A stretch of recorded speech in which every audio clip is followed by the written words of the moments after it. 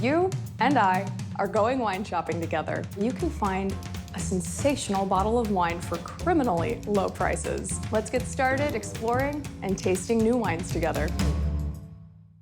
Here we are again, friends, and I am back with another delicious and deliciously affordable bottle of wine to share with you. And this is a pretty special one because we haven't tasted anything quite like this together yet. You may not have tasted anything like this ever at all, but buckle up because it is a mouthful of a name and sometimes a mouthful of a wine. Today, we are learning all about Gewürztraminer.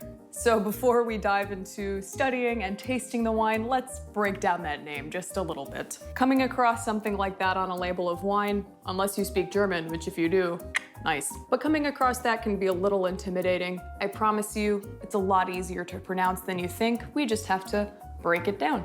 Gewürztraminer.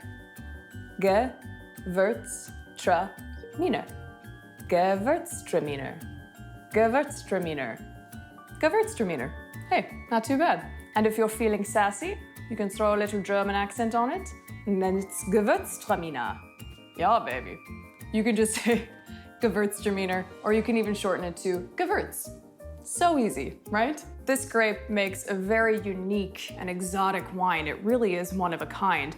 And because of that, Gewürztraminer isn't always everyone's favorite grape.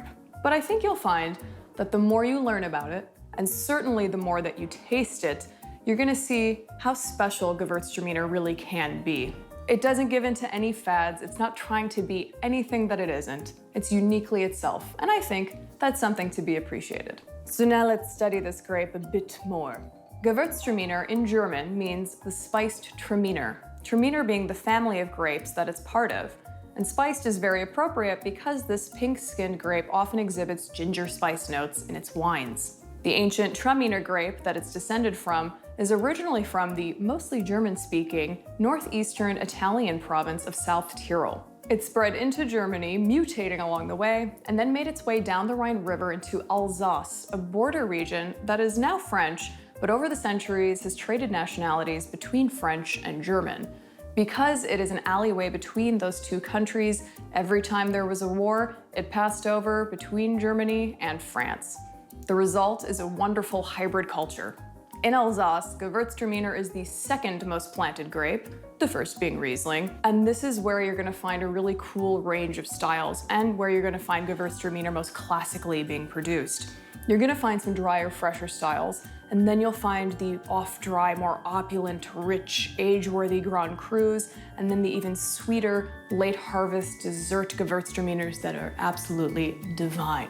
In Germany, you're gonna see a very different approach. The wines are almost all dry, maybe a little off-dry, and they're taking a more laid-back approach to it. They want the aromatic notes to be a little more subdued, a little less flamboyant than in Alsace. This grape is very fussy, very difficult to grow. It wants specific soils, specific climates. It grows very vigorously, almost unruly. It ripens erratically.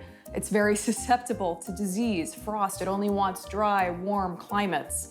And because it has naturally high sugar levels, it can become very flabby with not enough acidity to balance out the sugar. But if you try to pick it early to preserve the acidity, you risk losing all of the lovely aromatics that the grape is famous for. Sounds like a lot of fun, right? Gewürztraminer is grown all over the world though. Outside of France and Germany, you'll find it in Italy still, as well as the United States, New Zealand. I even found a lovely Gewürztraminer in Israel of all places. It was still very fresh, very bright, a little more towards the German style of winemaking, but still had the soul of the grape in it. I was very surprised to find that there. You can swing by Trader Joe's to pick up this bottle of Emma Reichert's Gewürztraminer for $6.99. So this is going to be a German Gewürztraminer, and they don't say where exactly in Germany the grapes are from. My guess is though that they're probably coming from either the Baden or Pfalz regions because these are the closest to the border with Alsace along that Rhine River and has more of a history with this grape. If you'd like to try a more classic Gewürztraminer from Alsace, I highly recommend Trimbach's Gewürztraminer. Their entry level is gonna run you about $25 and it is drier, really lovely, really classic. I feel like I've built this wine up so much that now we need to taste it. Really beautiful, honeyed color, golden glints, of green on the edges.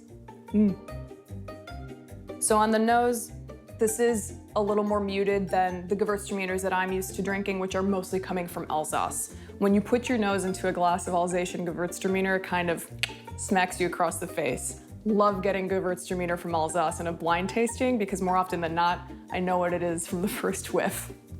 And most sommeliers do. But in this case, it is more muted. The lovely thing though is the soul of the grape is still there. I immediately get the ginger and some saffron spices, roses, all of those lovely floral notes that Gewürztraminer is famous for. Getting a lot of citrus in this as well. Tangerine, ruby grapefruit, very bright, fresh. Like someone just sprayed a peel in my face. And it smells like there's some lovely tropical fruit notes in this as well. Ripe mango, ripe pineapple, lychee. These are all typical notes that I would find on an Alsatian Gewürztraminer as well.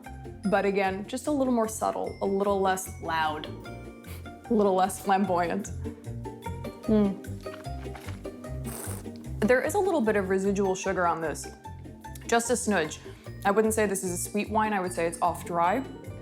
It gives a little bit of unctuousness on the palate, a little bit of lusciousness and viscosity. I'm surprised that the acidity is pretty well balanced in this as well. Again, that danger of losing the soul of the grape while still getting a little acidity. I don't think that that's an issue in this wine. It's a medium acidity. It's a nice backbone to that little bit of sugar. And yes, all of those lovely notes, slightly richer and rounder because of that viscosity, because of that sugar. Really, it's like juicy mango, biting into a juicy mango.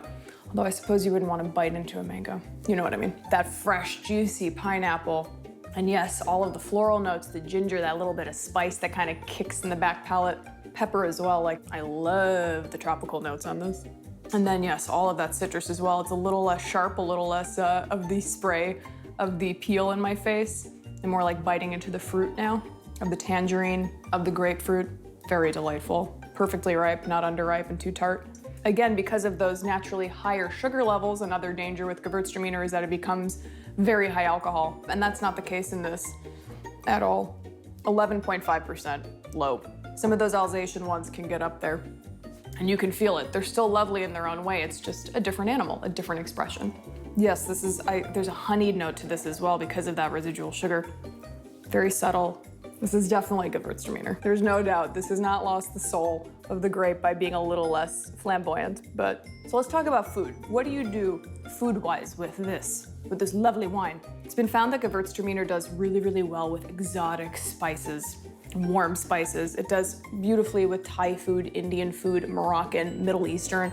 All of those cuisines and that warmth do really beautifully with the ginger, with the rose. It kind of brings out those similar notes in the food and just elevates both together. With roasted meats, specifically poultry, things would be lovely. Duck would be great with. Should be really nice with some delicate cheeses. Often when you do get the richer styles of Gewürztraminer, these are not crushable wines. They tend to be sippers. Even this, in this lighter, fresher style, this is not something, in spite of me continuing to sip this is not something I'm gonna be throwing back on a hot summer day. This would be lovely on a summer evening, on the patio, on your deck. This is a great bottle of wine to bring as a gift, to get somebody to try something a little different. It's not so out there. I don't think this wine is so out there that it's going to get much pushback. I think that this bottle is a wonderful introduction to the grape. It has all of the aromatics, all of the complexity, all of the exotic notes, while still being pretty fresh, pretty approachable.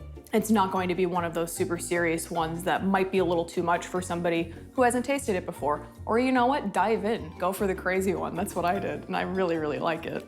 So yeah, this is, again, great introduction to the grape. It's not nearly as intense or as powerful as it can get. Very approachable and very delicious, especially for $6.99. Absolute craziness. I am really excited for you to try this grape, so please, please, please go pick yourself up a bottle of Gewürztraminer, whether it's this lovely Emma Reichert from Germany, from Trader Joe's, or if you managed to get your hands on a bottle of Trimbach. Please let me know. Did it surprise you? Do you love it? Do you hate it? Are you undecided and just need to drink more of it? Let me know, and let's keep drinking it and Gewürz till it hurts. I wish I could say I made that up, but I did not. Alrighty, on that note, I hope you enjoyed Gewürztraminer. Keep exploring and trying new wines. Cheers.